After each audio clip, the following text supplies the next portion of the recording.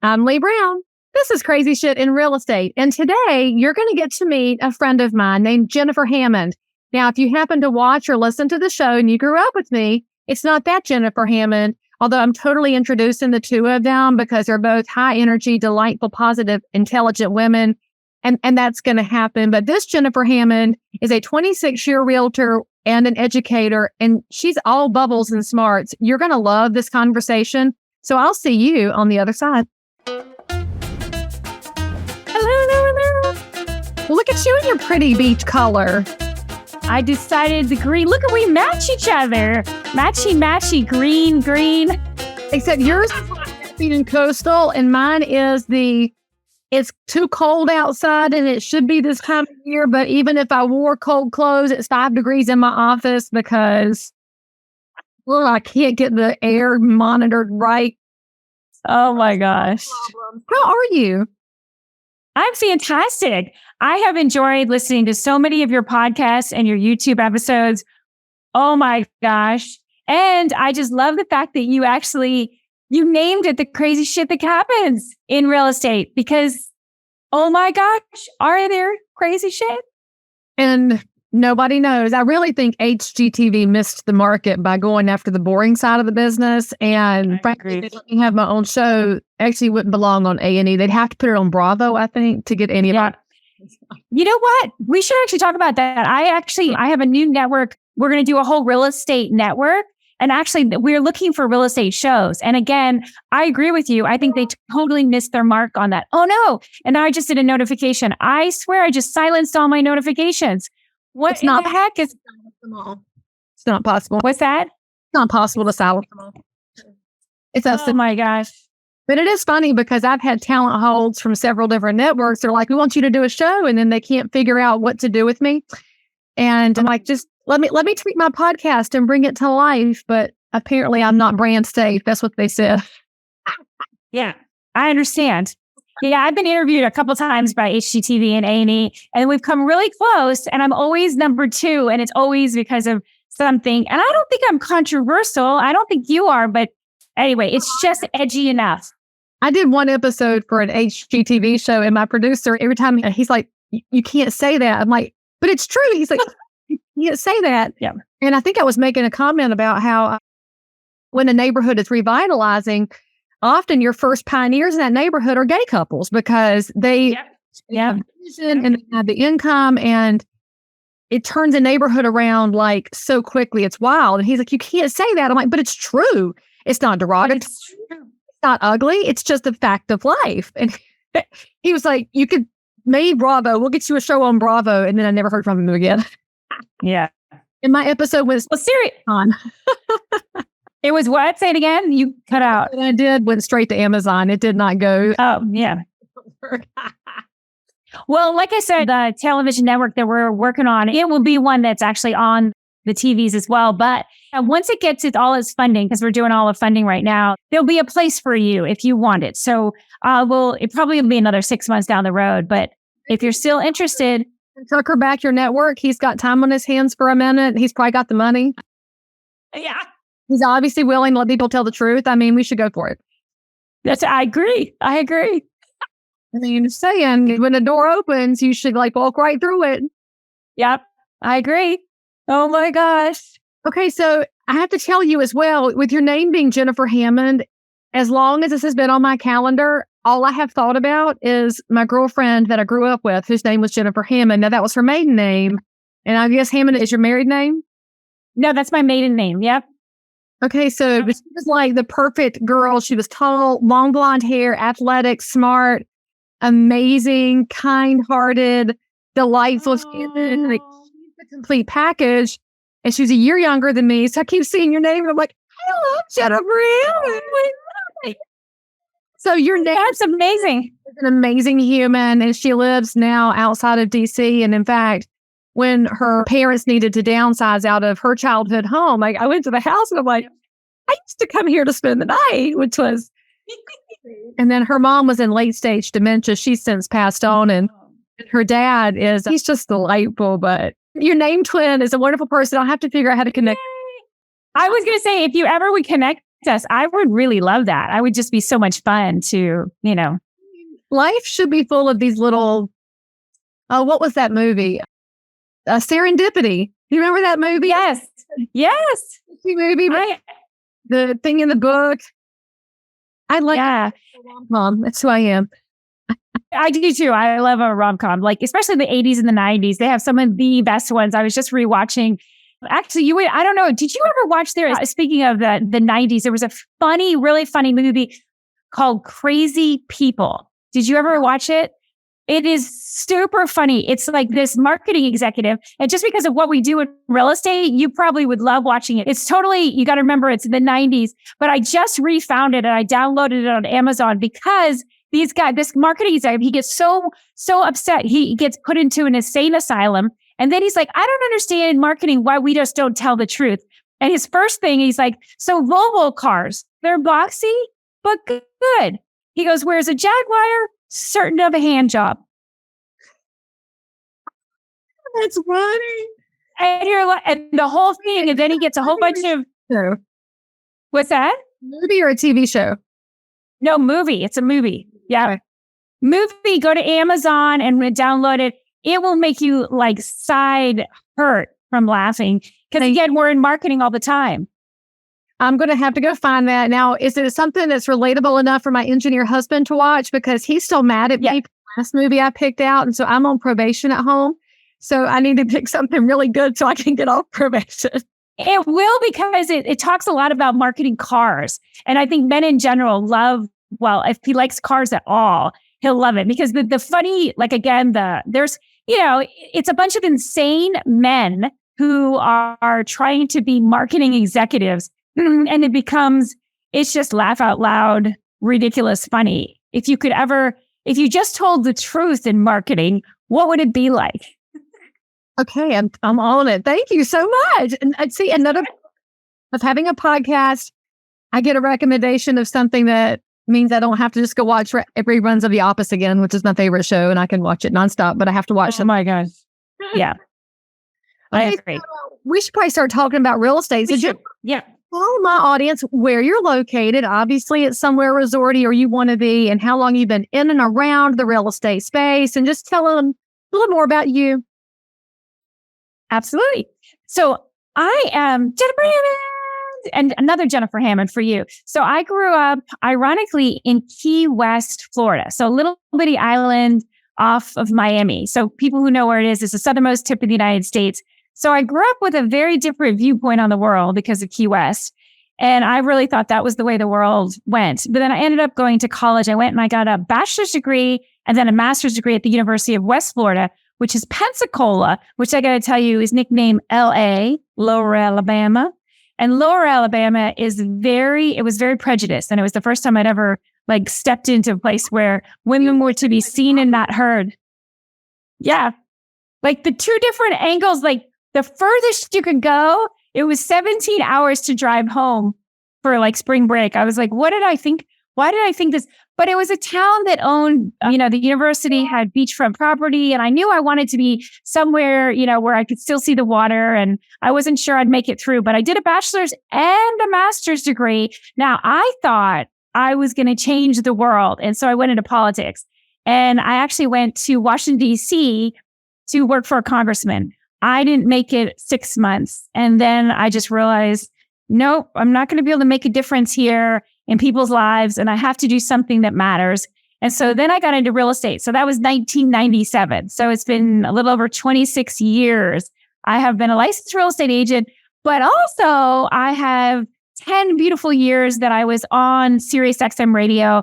And Sirius XM, there's 47 million subscribers, and they didn't all listen to me, but there was amazing opportunities to really educate. And I know it's one of the reasons I love you is I became very passionate, from the first time home buyer to the veteran to the divorcing couple to when there's a death and understanding so that people could make good decisions in real estate. And that's been my passion. So I also now, do a lot of the 3-day seminars and education and online classes. And I have a podcast, and a TV show is coming out next year. And so lots of stuff. But Washington, D.C. has been my home for the last almost 30 years.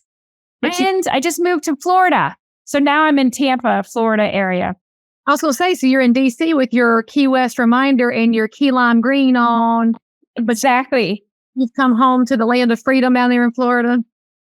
That's right. We have so many wonderful freedoms in Florida, I've got to say. And it's fun because there's family back in the Tampa, Clearwater area. I love it. So now I'm licensed in Florida as well.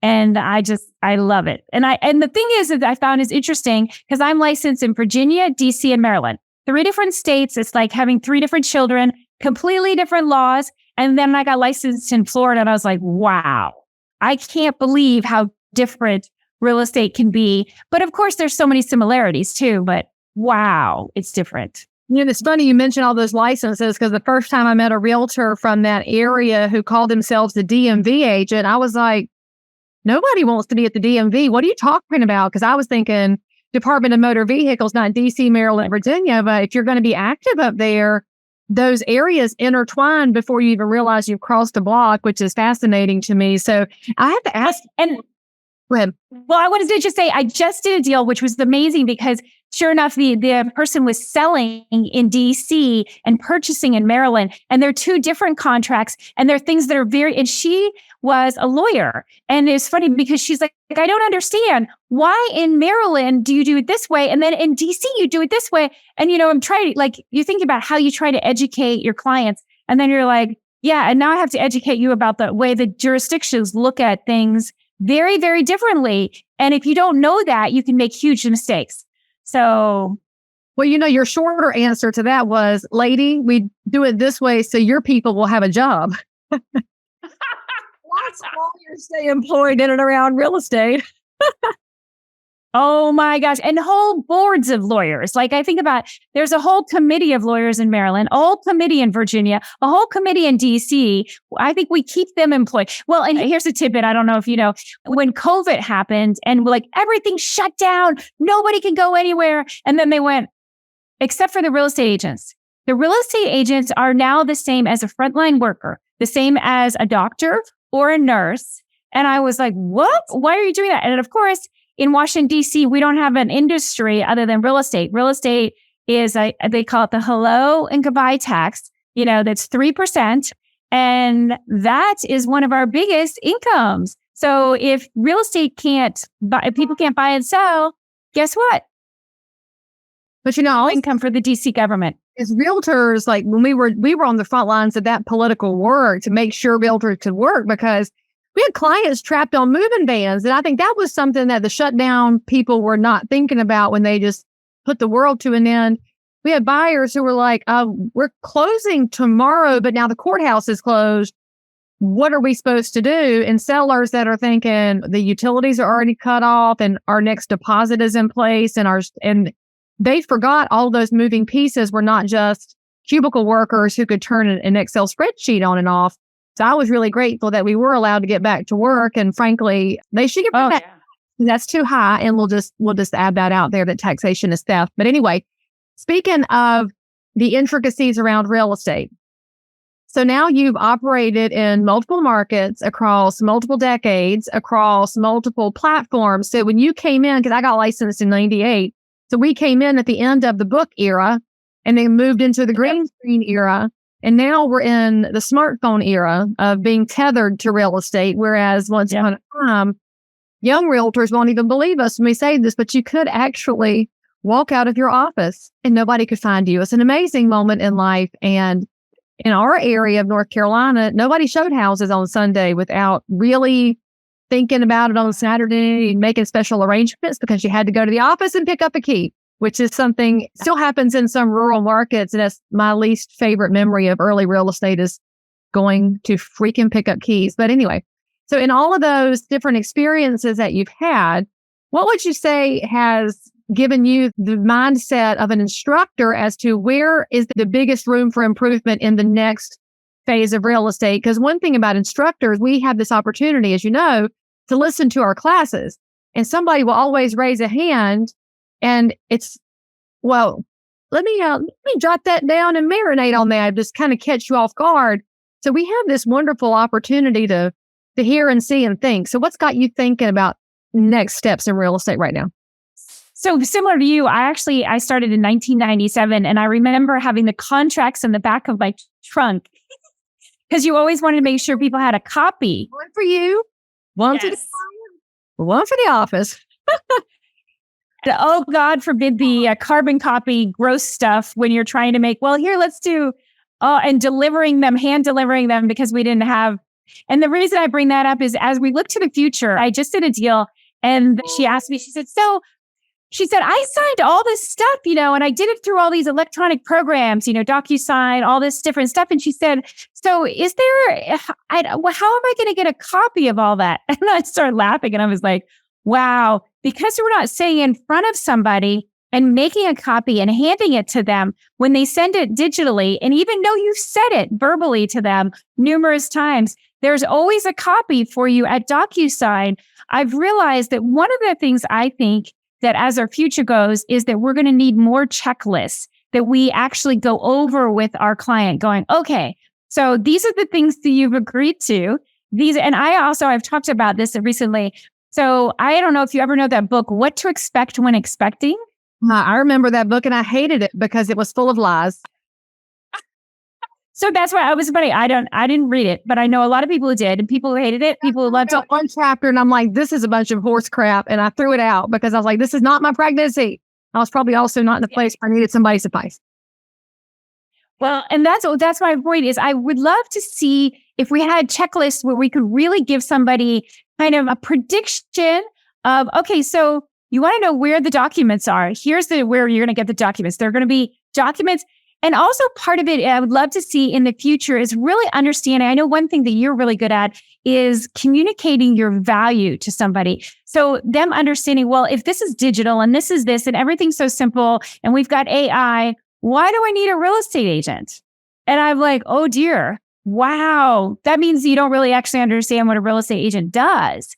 And so let's go over, how this is going to help you and then asking them the right questions, but being able to do that in a way that, again, they feel safe, that it's educational and that they're not being invalidated, that they're dumb for not knowing. Because of course, I don't know about your experience, but attorneys, lawyers, they sign things, not necessarily reading them, and then accuse you that you didn't tell them about something. And they're like, wait. You signed the document. You said you read it, because I'm not sitting in front of you. And so I think as we go forward with AI and with all of this, we need to figure out how are we putting the human factor and the human touch into this, whether it's through checklists or whether it's through actually meeting with them and actually going over and reading every bit of it. I mean, that's really valid. And I love that the first place you went is something that's actionable for anybody in the business, but also actionable for a consumer of, all right, I need to know these things. So for example, in my office with the offer to purchase and contract, when we're in the initial consultation, we get our little highlighter out and we're like, all right, here's where the money's going to leave your pocket, right here, right here, and here's the dates that matter. So we break it down from 16 pages into the 8 action moments. Totally going to add a checklist to that. So thank you for that idea.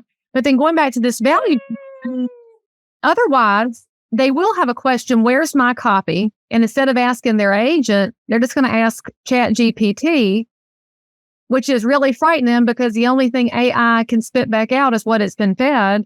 And what they've been fed about realtors is probably not super flattering or helpful.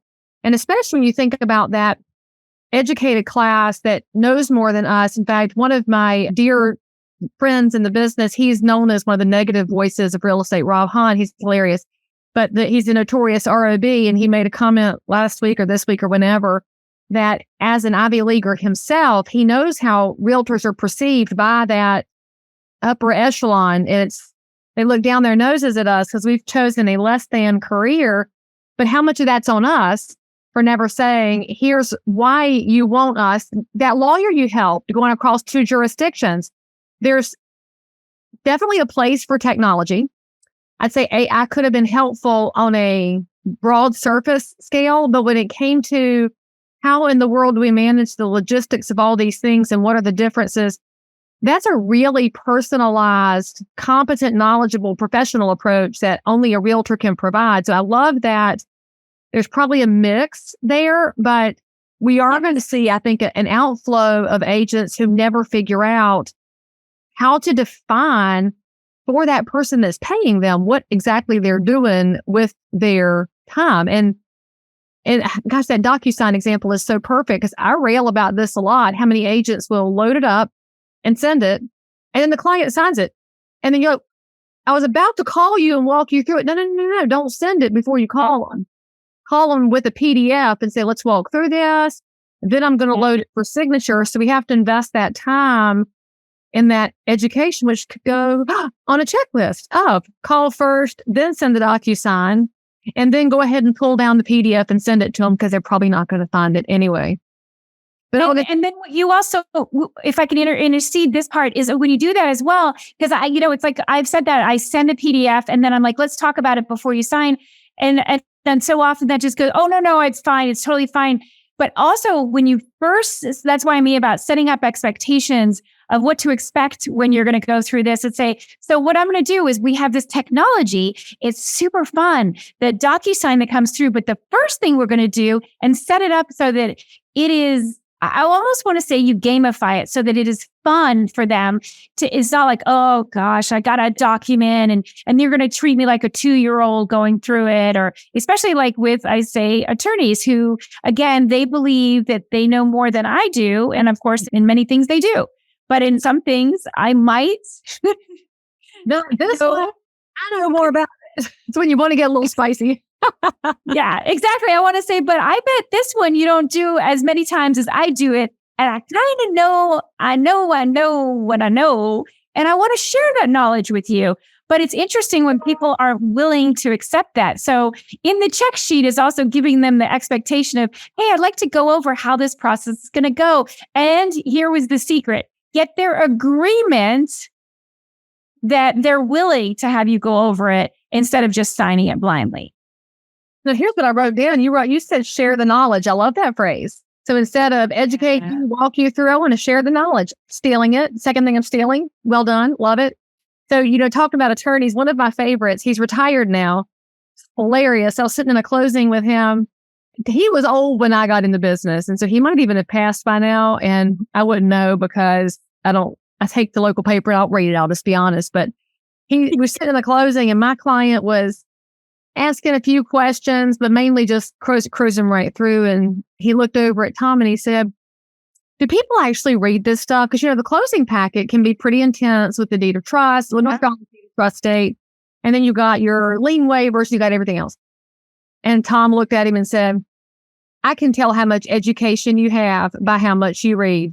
If you have a 3rd grade education, you want to read every word and question everything. If you have a PhD, you're just going to go fast, sign an initial, and you don't have the faintest idea what's going on. And he said, I don't know which one's better or worse because the person asking probably can't comprehend my answer, and the person who should be asking is not asking. That is so well said. Woo! It was so... I'm telling you. And so my client said, how much education do you think I have? And Tom looked at him and said, bachelor's degree. And he's like, you're right. Oh my gosh, I have experienced exactly that. Oh, exactly that. And it's so interesting because for me, that was when I first got into the business. And here's a weird story, but when I was a kid, we actually, unfortunately, my dad was a lawyer. And I say unfortunately because he didn't make very good financial decisions. And I remember waking up in the middle of the night and they were in another fight, my mom and dad, and I heard things crashing and breaking and it was awful. And I remember just as a kid, just pulling my covers up over my head thinking, I don't want to know what's happening. And in the morning, I found out because of their poor decisions, we were losing our home. No. And if you are remotely awake, then you know that we are heading into some really tricky economic times. We have home buyers that have put the kibosh on buying because they have interest rate shock. We have sellers who have found out suddenly their houses aren't dipped in 14 karat gold. And as a realtor, you are still trying to keep up with the business you have and trying to answer questions in the meantime while also managing sky high fuel cost at the pump. Never fear, because my new video course is coming out right now, and it's called How to Dominate During a Recession. Look, I've been a realtor for 22 years. I came through the last recession by the skin of my teeth. Actually, not even the skin of my teeth. My business went up every year during the Great Recession, and it's all because of education and getting in front of the curve so that I could serve as many neighbors as possible and help them weather this storm as well. So this course is 4 modules. There might even be some bonus content for you. And I have priced it so that everybody can get a hold of it and go out there and do great things for the American dream and for home ownership. The price is $199. Click on this link. If you take action, you can be the one who brings great information and great solutions, and also paired with realism and optimism into the marketplace that you serve. I am delighted to bring this out as quickly as possible because, friends, there's no time like the present to make sure our neighbors are stronger and we protect the American dream. He was a lawyer. He was, they took it. The repo man came and took our car, and then they took our house, and we lost our house. And I remember, it was weird. As a little kid, I think I was probably like 5 or 6 years old. And I remember thinking in my heart, I will never be homeless. I will never allow this to happen. And listening to the fight, I realized that both of them had just never had any knowledge. They never really understood finances well enough. And they were always assuming the other one was taking care of this or that. And then next thing you know, the mortgage didn't get paid. And, it was awful. It was so awful.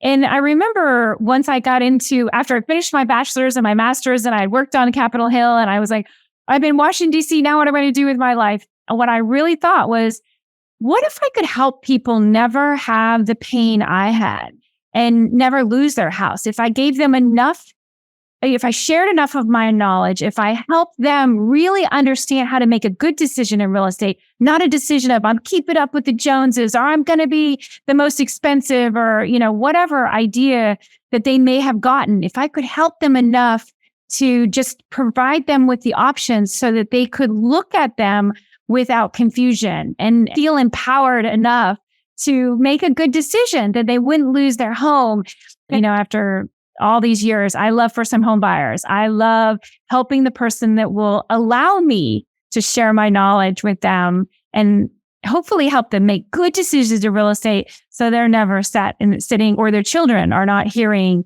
that fight that I heard when I was a kid. So do you use that really personal and vulnerable story? Do you tell that in your consultation so they will understand why you're so laser beam focused on them making great decisions and keeping those good decisions current? That's funny that you asked that question. I have shared it on the radio, on Sirius XM. I've shared it on podcasts, but it's funny that you say that because I have never, ever shared it with a client in a consultation. And you're right. I really should. I've never done that. If I'm your buyer, as agents, I know that what they hear from us is wah, wah, wah, wah, wah, wah, wah. Let's go see the house. Yeah. And as a seller, it's wah, wah, wah, wah, wah, price. Because they only are focused on certain pieces. But then when you toss that bomb in the room of, my parents lost our house to foreclosure and our car when I was in kindergarten. I don't want that to happen to you. I can imagine their attention going, okay, how do I not make that a reality for my kids? Because the parent, it's not even about what happens to me. It's about, I wouldn't want my babies to go through that. And housing is, it's so personal, and it's so hard for people to understand that, especially first timers till they get in there. Like, it's a lot of money, but it's really emotional. It's really personal, and we can't really explain it until you're in the house. And then suddenly you're going to be all mushy about electrical outlets. And there's no way to explain that until you're in it. And a story like that, though, it's just a showstopper. And so my question for you is, twofold. First of all, did their marriage survive that? No. Oh, because that's the number one cause of divorce is financial stress and trauma. And that's another hit on, as a kid, what you think about relationships and your confidence and all that stuff. And so my other question is, how long before you felt stable after you had your foundation rocked? It's so interesting because for me, it wasn't, my mom ended up, through the stress, she became an alcoholic and a drug addict, and then she died of cancer. So it was funny. I never really, like, for me, my story, and it's funny when you ask that question, I realized you made me really think about why I didn't tell people. And I think in the beginning of my career, I was so afraid because I had always looked really young. And so in my 20s, when I started as a real estate agent in Washington, D.C., it was very much, there was the idea that I just was so young, I didn't know anything. And then it was very much, it was a good old boys club. There were more men than there were women in the real estate in Washington, D.C. And I didn't want to be looked upon as an idiot. And it was funny because I think I didn't want to be vulnerable in a way that made people uncomfortable. And it's funny because now, 26 years later, I feel like people are willing to hear that. I think people used to kind of shift in their seat when they didn't want to hear that my mom was an alcoholic or that my dad was a lawyer who lost his house, and like those kind of things. And I'm sure my dad doesn't necessarily love that I tell that story, but it's the truth. And it is what it is. It's my life. And that's what happened. And it is what gave me my passion, as much as, again, at the time, people were like, well, if you go to law school or if you do something else, you're going to be looked upon so well, versus, as all of these awful stereotypes that they have for real estate agents that are, sleeping with everybody and, oh my gosh, all the terrible things they say. So I decided it's funny because now I feel like that's part of why I continue to do the media stuff. I'll do podcasts and stuff is because I realize that it's very important for people to understand your why of why do you do it? But I wasn't willing to open up for most of my years. Well, it wasn't the norm back then, but that was also pre-social media, which has become everybody's very personal lives on full displays, like, and not forget diaries. We're just all about journaling in public now, which is good and bad because it does destigmatize situations like parents with addiction. Because somebody else out there is going, here you girl, my mom was the same way and still dealing with it today. But now they have that connective tissue. And especially if you look at, recording this in the middle of 2023, we haven't yet seen the financial crisis that's to come because there's so many uncertain things in the financial waters. There are going to be people losing houses, losing homes if we don't counsel correctly today. And I think that's where your story can have a really scalable impact. And frankly, for all of its flaws, yay, that transparency is a good thing now. The public does want that from their realtor. Like, oh, okay, so if you went through this, so I don't want to talk to me a little bit. And I bet your dad, if he was honest about it, he's probably like, okay, fine. If somebody can learn from it, then I'll be glad they learned from it, right? Dad's gonna be glad they learned. I think you're right. Also, he comes from that generation where you just don't talk about things. And it's interesting that, again, like you said, was like on social media, he loves to, like, he has Facebook. The only thing he has on Facebook, he has 3 friends, and those are his 3 kids. Oh, well, most people in his generation use Facebook for dating. So you should be glad that he uses it to hang out. That's very good. I didn't know that. Oh, that's actually true. The 55 plus crowd uses Facebook for dating because they don't trust the apps like Our Time for seniors, or what's that new one, Silver Age? And oh my gosh, still friends and see whose husband just passed from the cancer. So now you know who to take a casserole to. I mean, it's a targeted marketing. Let's go back to the marketing thing. That's what it's a different kind of marketing. But anyway, I digress. All right. When you're looking at how agents and the public can make better financial choices when it comes to investing and buying, give me the top piece of advice you give to those first timers that you love counseling.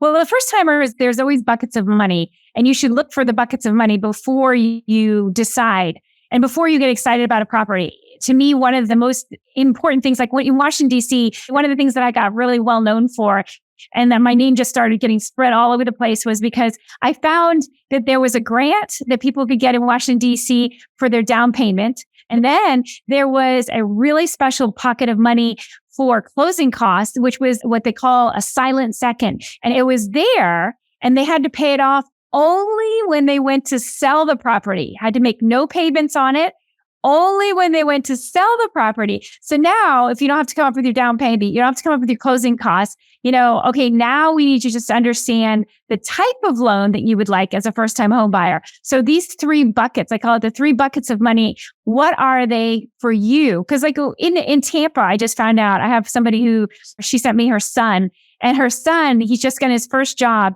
And so there's a $15,000 grant in Pinellas County. They just give first-time home buyers. Just you do whatever the heck you want with that money. And he missed it by $400. $400 in his salary. Now, of course, we can't go to his boss and go, I need you to remove $400 from my salary because it'll give me $15,000 for my house. It's too late. So if you don't, even if you're not looking to buy right now, understand those 3 buckets of money in your area, because there's local stuff, there's private grants, there's county level grants, there's state level grants, there's federal grants. Finding those buckets of money that'll help you, because when you're a first-time home buyer, it's pretty much the only time you're going to get all those buckets just being handed to you. I mean, and especially right now with the affordability situations happening in so many markets, if there is money available and those 3 buckets have something where you are, hello, that's probably going to help you get into something so you can get your foothold in the door. And frankly, I'll just shake the long, bony mom finger of shame for a second at the agents who watch and listen, who aren't aware of the money where you are, because there's a lot of agents, and I'll say this with love, but with stern admonition, they assume that those down payment buckets are only for certain people, and there is no certain people. In almost every market, the down payment assistance hits more income demographics than you realize. It hits all kinds of neighbors. And there are so many flexible programs out there, but it's on the agent to go get educated on this. And then once you're educated, to give it back to the public, because my stomach just hurts at that $400, because that employer, if it's a normal employer, not some giant big, top 4 employer, but a regular company, would probably gladly have made an adjustment off of salary to bonus or done a gas card or something to help with that guideline had they known about it in advance, so they weren't skirting any laws, but they just restructure it. And it's not illegal to restructure, by the way, y'all. It's just being smart. But if you don't know, you don't know. And as a real estate professional, I know I'm asking a lot because y'all are busy, but you need to go know. You need to go get educated and call your favorite lender. Your favorite lender who does down payment assistance should know all of these things where you're located, and also know the eligibility. And then you as an agent can really be a hero. I love that you have chosen to be a hero in a part of the market that a lot of agents ignore. I mean, we go to any conference, a lot of realtors will fill a room up, how to work luxury real estate. And then if you have a competing class, how to find down payment money, it will not be nearly as packed. And that's human to an extent, but let's think about who we're serving here. And one of the things also that I love to talk about as well with first-time home buyers is, how is a first-time home buyer defined in that jurisdiction? Like in Washington, D.C., as well as in Maryland, as in the example I was just using, if you've never bought in the state of Maryland before, it doesn't matter if you bought 18 properties in all sorts of other states. If you've never bought in that specific state, you're considered a first-time home buyer. And there's an amazing tax benefit for you that you can show up on your settlement sheet if you understand the definition of first-time home buyer. And that's also true with county, not only county and state regulations, but also they call it first-time home buyer for mortgages. And again, what is that definition? There was a couple of the grants that I looked at for first-time home buyer, and it said that you couldn't own property in that state for 2 years. So you could have gone away. You could have owned in Maryland, then gone away and then come back. What? So even in the D.C. area, you could live in Maryland, move over to Northern Virginia, make a layover in D.C., come back to Maryland, Shazam. It's like you're renewed and your first time again. Woo! Woohoo! I mean, there's just some crazy stuff. So understanding what the definition is, and part of that I have found with clients is they're like, no, I already know. I already know what a first time home buyer. I already know. I've already checked out those programs. And I'm like, okay, I mean, I'm not going to force you. You can bring a horse to water. You can't make them drink. I mean, you got to grab the reins and lead them. And if they don't listen, they'll be like your lawyers who didn't read the DocuSign before they sign it. Everything comes full circle. So am I going to wager a wild guess that one of the classes that you teach is related to a full service approach to helping first time buyers know all their benefits? Yes. Jennifer? Yes. Yes. Yeah, because I love it. I'm constantly updating it. And it's one of those things where even in my first time home buyer class, which is a super inexpensive class, I found a lot of real estate agents who buy it and then they share. Because again, when you don't have to be the person who is sharing your knowledge, I hate to say I always thought it was hilarious. Like when I got on Sirius XM, my brother's like, what? I am the rock star hero. You should not be on Sirius XM. And I'm like, well, I'm talking about real estate. And he's like, still. Whatever. You shouldn't be on Sirius XM. He said, I'm the guitar hero. I'm the one who's going to be, super famous. I don't understand. And it was just so funny. I'm like, okay, so your family, you might not be. So sometimes having a class that someone else teaches these things to your clients, then it's really helpful. People will go, oh, I believe her. And here I was going to make a joke about us wearing green and your brother being green about your opportunity. And maybe we should be teaching buyers how to make their friends green because they got the green. And then they don't have to be green because they can come to the green ladies class to find out how to get their own green. There's the whole circle we can go in. We use all the greens in the Crayola 64 box and not exactly. Because there were a couple greens nobody used. Let's just be honest. It's that exciting. All right. So if somebody wants to reach out to you about the classes that you teach or where they can find the level of knowledge and expertise you have, or they need some help in Pinellas County, or they need a name in the DMV, or they want to know why they shouldn't go work on Capitol Hill, or they want to find out exactly what we were talking about when we talked about in triplicate, where should they reach out to you, Jennifer Hammond? Oh, and you could probably also introduce them to somebody in Key West too. And you don't have to be a parrot head to go to Key West, but it helps. And that was actually, you'd love this story. So my very first real estate deal, I was working for a real estate law firm, and the first deal was with Jimmy Buffett. And he was doing Margaritaville. And it was so funny because on all the documents, his name is James. And I was like, I wonder if he's like a brother or something to that Jimmy guy who plays in the bars down in Key West. So funny looking back on it now. Anyway, I digress. Go to jenniferjhammond.com. Jennifer, and then my middle initial is J, Hammond.com. All the classes, everything's up there. And the social media is the same. Like, we're on Facebook. I did get in trouble with Facebook. I had over 150,000 people. And you and I were talking about, there's a few Jennifer Hammonds. Well, there's one Jennifer Hammond who's naughty. And apparently her account and my account got a little merged. So my Facebook account has been taken off for illegal activity, which, as you know, in real estate, we can get into a little bit of trouble, but it's not the illegal activity that other Jennifer Hammond is. We just won't promote her. But anyway. OnlyFans or that kind of edgy, nasty shit? It's a porn star. Oh my gosh. But to be fair, y'all, at the beginning, I'm telling Jennifer about my friend Jennifer Hammond, who is the wonderful light of the earth. And so not all Jennifer Hammonds are. Right. There's a Jennifer Hammond who's a reporter in Detroit, and they call her the Hammer, and she's a sports reporter. And then there's a Jennifer Hammond who is one of the Miss Universe, and she's from the Philippines. But the one who's the naughty one is the one who's giving me trouble on social media. So I highly recommend stick to my website. Go to Jennifer J. Hammond. Because if you do too much Googling, you might end up with the naughty site. And that's definitely not me. You don't want that in your search history because we can't help you if it gets in. Exactly. I'm sorry. So keep the joke. So speaking of Jimmy Buffett, have you paid attention to how much he's doing in commercial real estate development these days? Yeah. So he's very savvy. I've been going for 30 years with the same group of friends to see Jimmy. And this past year, for the first time. And well, we've calmed down a lot in our waning years, although there's some people way older than us that are wild. We're just not wild anymore. But I took my daughter. And so I sat away from my friends this past year. It was the better choice for everybody. And in the middle of the concert, he had just finished Volcano or something very, very Buffety. He goes into a 15-minute diatribe about his 55 plus communities and what he's doing for aging parents and how important commercial real estate development was. And I'm sitting there and I'm like, what alternate universe am I in that Buffett is up here talking about commercial real estate development? And I'm looking around and I'm like, is this real life?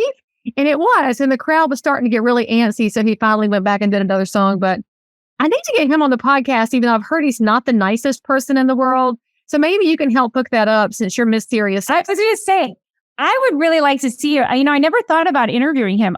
You know what? I bet I could. I've got some other really funny coincidence stories, which I'd actually love to say with him, and we'll see how well he reacts to it. But so you know what?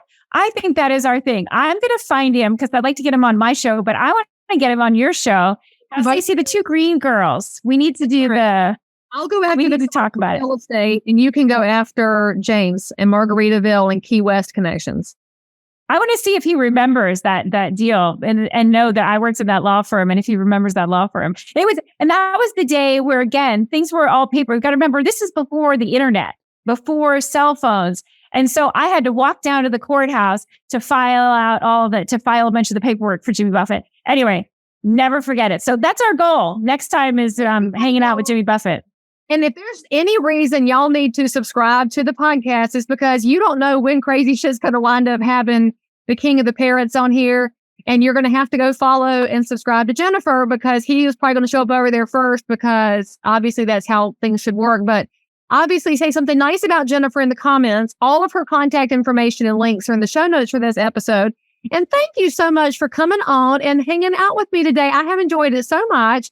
And now I can't wait to introduce you to my dear friend, Jennifer Hammond. Well, she's got a married name now, but she'll just have to stay Jennifer Hammond. Forever. Thank you so much for having me. Oh my gosh, I love your podcast. And I love the fact that you talk about the real stuff. It's not just foo-foo. So thank you. Thank you for what you do. Y'all go take her class and then let me know what you think. In the meantime, we'll see you next time. So if you found value in this episode, please like and subscribe to this channel, turn on the bell, and catch another amazing episode by clicking above. Crazy Shit in Real Estate is also available in all of your normal podcast apps. So if that's where you like to hang out, go find me, click subscribe, and most importantly, leave me a review that says you think I'm awesome, my guests are awesome, or this content is just exactly what you were looking for. And then, by the way, if there's something you need, you want to learn about something, you can comment below anytime. You can also send me a direct message if you need to remain anonymous. No judgment. But anyway, I'll only judge if you forget to subscribe and click. I'll see you next time.